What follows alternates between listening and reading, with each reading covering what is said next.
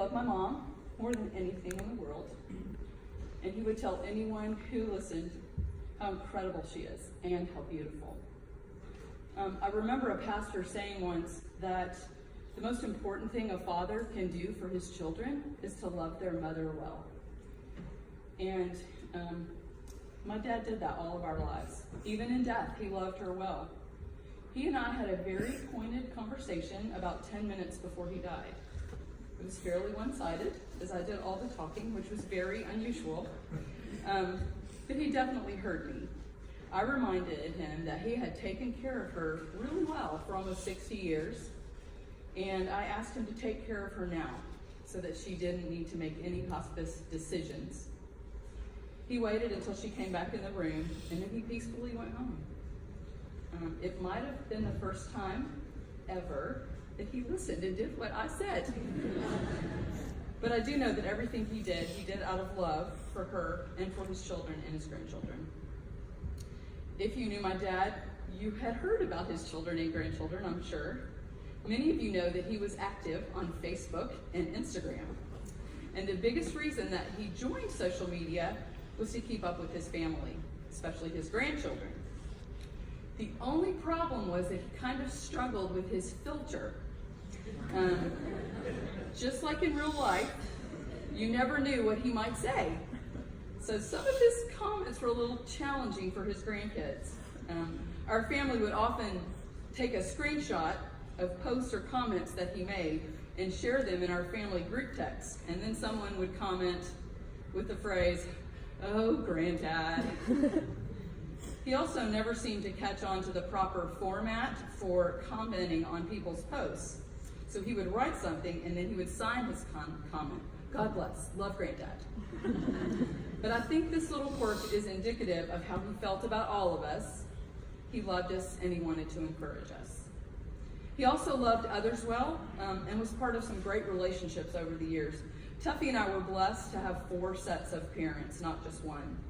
The other couples that have been part of our lives since before we were born were the extended family we really didn't have growing up, as our aunts and uncles and cousins were not close. They were not around. And those couples weren't able to come today, and that was really hard for Mom, but they're with us in spirit, I know. So now we're down to only 5 living parents, but just saying that indicates how very fortunate we have been. It's very comforting to think of Dad with his buddies Rob and John that he's known since way before I was born. And I'm a little bit jealous as I think of how much they're probably enjoying each other's company right now. Dad also loved his horse people, his fox hunting buddies, and in later years, the folks at Equine Assisted Therapies were all a vital part of who he was. His number one goal every time he would have a physical setback was always to get back on a horse. And we are so thankful that he was able to be involved in life at the barn up until the very end of his life. But most importantly, I want to talk about his faith. Dad had a fairly complicated relationship with God in his early years. He was very involved in a church when we were younger, but he'd been treated badly by some of the lay people there, and he left church for a while when I was in high school. But after resettling to Boca, Mom and Dad were happy to find Grace, which was in Call First Pres. And during my college years, I had found my way back to faith and had been praying that my family would as well. And Kirk McCormick was a huge part of my dad's growth in his relationship with God, and then that growth has continued under Jason's care and encouragement. I want to tell you about the night before he died. Jason came up to the hospital, Select Hospital, up in Lake Worth, I think it's called. And Dad had not been conscious most of the day, but when Jason got there, he got very alert, and Jason spoke with him, and he reminded him how much people loved him, and how much people here, especially here at the church, and he prayed with him. And it was really a well done, good and faithful servant moment for my dad. And it was really the last time he was conscious. We really didn't see his eyes open after that. And so it was a really very sweet memory for us to have. So I think I can sum up Dad's faith journey by saying when I was younger, his favorite Bible verse, he quoted it all the time: "God helps those who help themselves." That's not in the Bible. Don't. But when he really started studying Scripture, he started living out the verse in Philippians, I can do all things through Christ who strengthens me. So I have no doubt as to where my Father is spending eternity, and I know we will all see him again.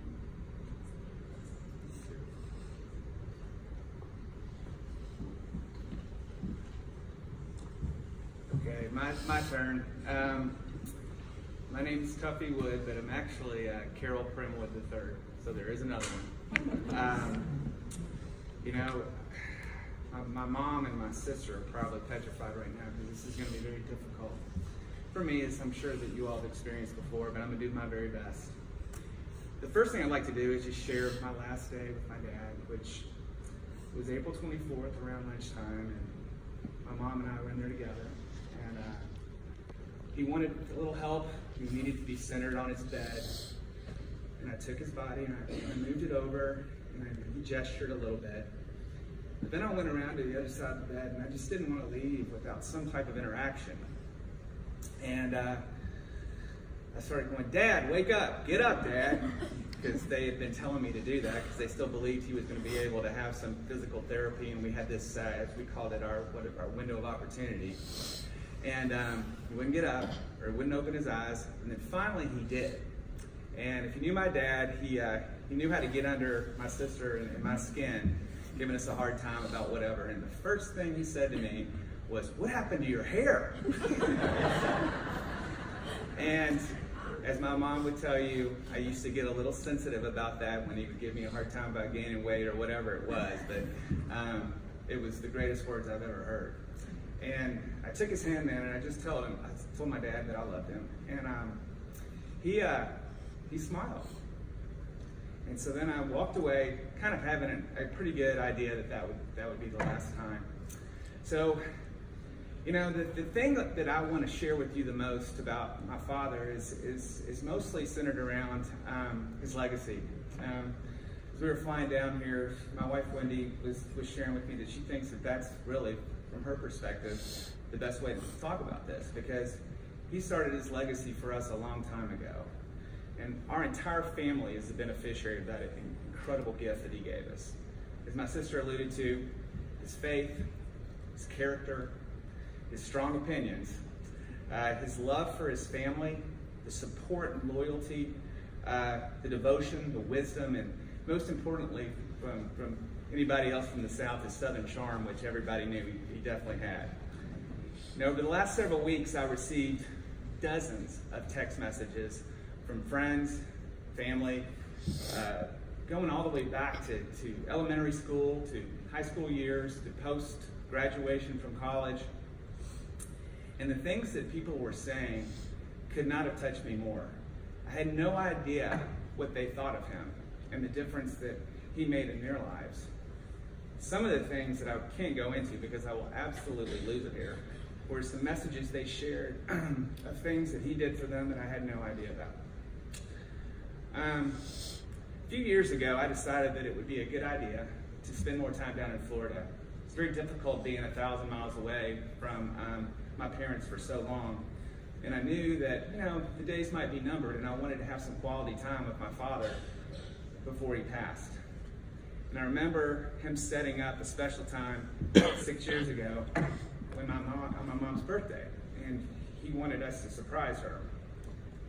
So my sister and I came down, and the four of us spent time together for the first time in probably 30 years, just the four of us. And boy, it's amazing the connection and the bond you have, living under the same roof, and you don't realize it until you don't have it anymore. And the four of us were together doing our thing, sitting there in sweatpants, eating Kentucky Fried Chicken, going to Gulfstream Park and betting the horses, which he loved to do. We are from Kentucky. Going to our favorite restaurant that we started going to when they first moved down to South Florida, Sea-Watch, y'all might be familiar with. And then going to Duffy's Sports Bar, which we were all big sports fans, and just doing that and eating a very simple menu. But we had a great time.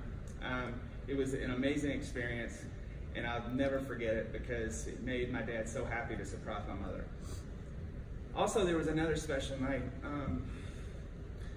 that we had when I was in Naples. My wife's family has has a place there, and we went to dinner that night, and I don't know what it was. It must have been in the stars, but we had my wife Wendy, my mom, and my dad just had a wonderful dinner, and we sat there for hours just talking about their relationship, their courtship, how they met, just things that you just never know. I mean, we never really talked about that, and it was great to hear it, and also it gave me the opportunity that night to tell my dad how much he meant to me as my role model. My parents got married in 1959, which this July, if you do the math, would have been their 60th anniversary. As a son, there's nothing you watch more than your parents' interaction and relationship together.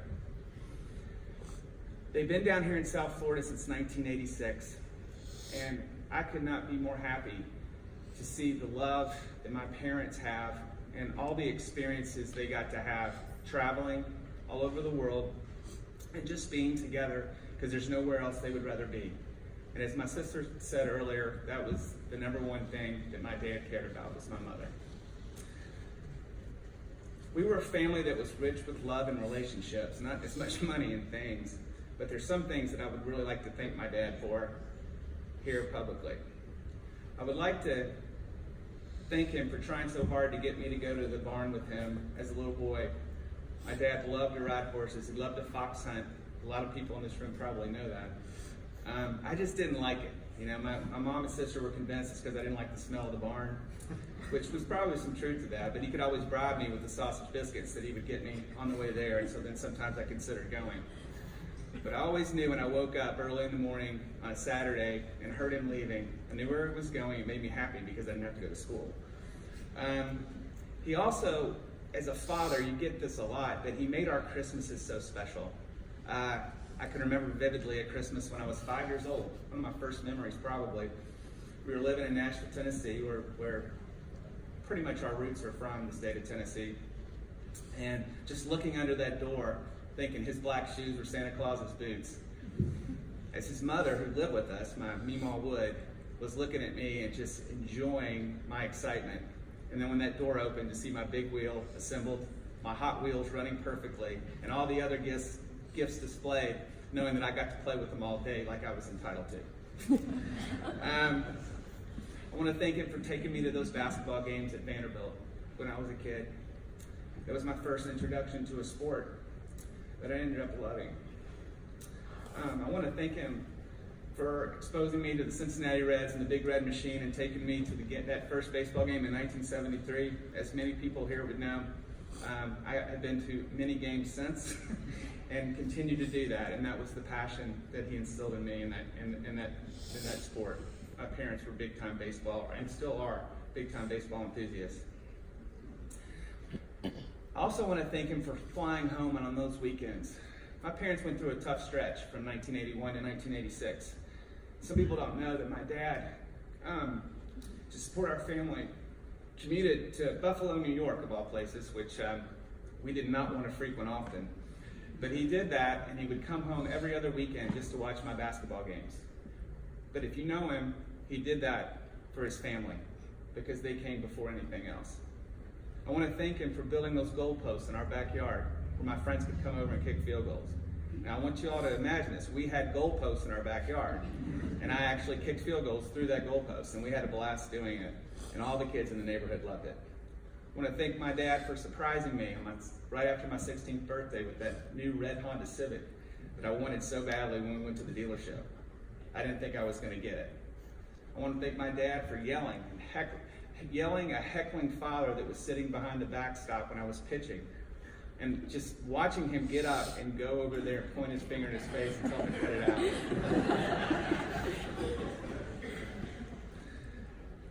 I don't want my daughters to hear this next one, but I also want to thank my dad for letting me blow up his credit card when I lived in Hilton Head, summer of 1986, when I was running a little bit low on funds, making $4.50 an hour watching sprinklers turn on at a tennis pro shop.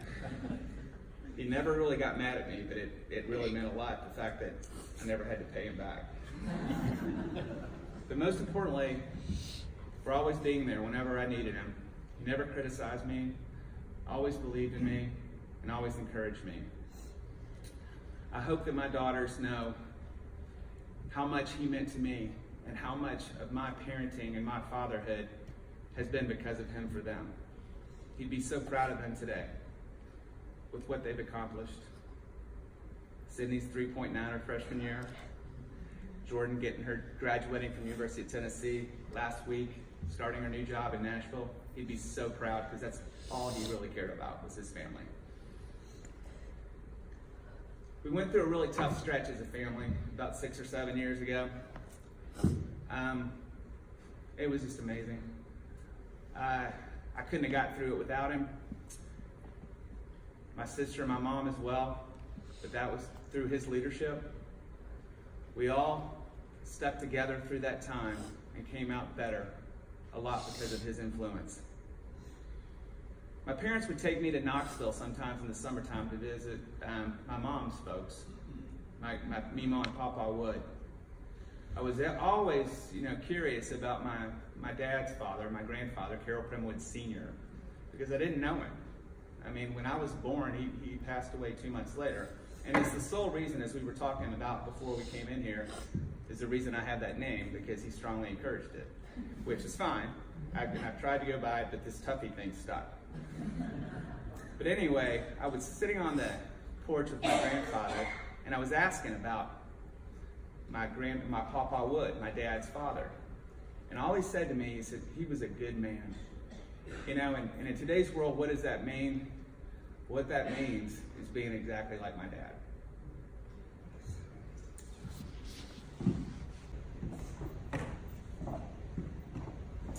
Hi, my name is Smithy Henley, and I'm one of Primwood's many grandkids.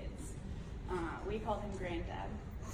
When I think of my granddad, I think of a man who loved Jesus, loved his family, loved horses. We all know how much he loved his beautiful bride, our Bebal of almost 60 years. I'm so thankful that he passed peacefully and he isn't hurting anymore. And my last memory of him I'll always cherish. I was in town with friends and I asked my grandparents to go to lunch. We met at one of their favorite restaurants, Sea Watch, and laughed and shared stories about traveling. I stood in awe of the amazing life they shared together. And now, when I think of him and the amazing life he led, full of Jesus, family, love, and horses, I'll always think of this verse. 2 Timothy 4:7-8. I have fought the good fight. I have finished the race. I have kept the faith. Now there is in store for me the crown of righteousness, which the Lord, the righteous judge, will award to me on that day. And not only to me, but also to all who have longed for his appearing. And just like my mom said, if he was here today, he would say, or write on Facebook, God bless and love Granddad.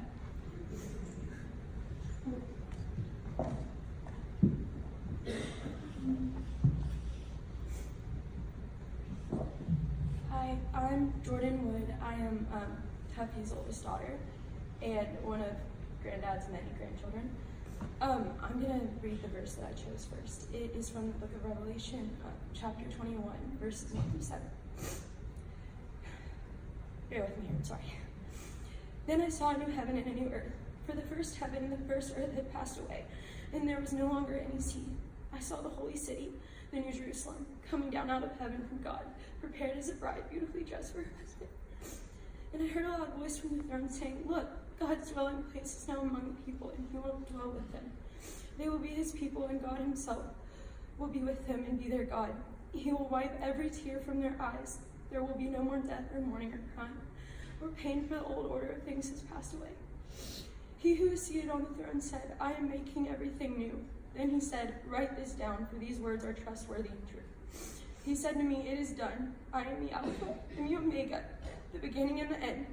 To the thirsty I will give water without cost from the spring of the water of life. Those who are victorious will inherit all this, and I will be their God, and they will be my children. My granddad was a man that gave his whole heart to Jesus and my Bebal and his family. He loved everyone around him so deeply and so well. He loved us as our Lord does because he always made sure we knew we were made perfect in God's image, even when we didn't feel like it. One of my favorite memories of my granddad was when we would worship together. He would be the loudest in the congregation, singing with every ounce of his body, rejoicing in Christ. Sorry, I lost my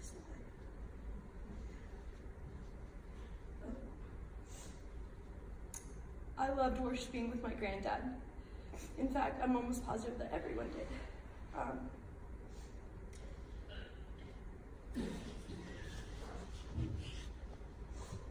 What gave me peace and what gave me hope when Granddad left his earthly body was that he told us how excited he was to go home to our gracious and loving Lord. He did not fear death, for he was a man of fortitude, strength, perseverance, and he always saw the light in everything. One of the main reasons why I chose this verse was because of that. There won't be any more pain for my granddad because as God promises, he makes all things anew, especially in seasons of change. And my heart is exploding picturing how happy Granddad is in heaven with him.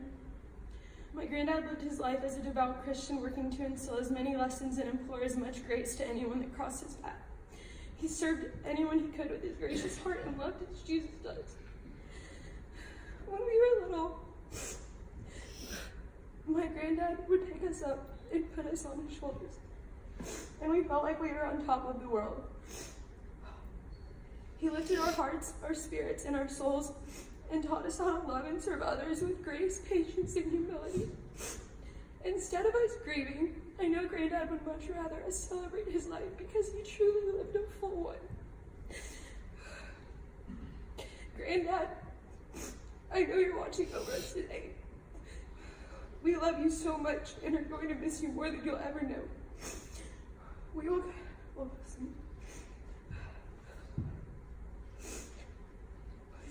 will continue to do our best to be Jesus' hands and feet, to serve others as often as we can, to love others deeply and wholesomely, and most importantly of all, to always keep Jesus at the center of our hearts. As you once lifted us up, the Lord has called you home, and he has lifted you up to be with him. Thank you for all that you have shown us. We are eternally grateful. I can't wait until we are reunited again one day. I love you forever.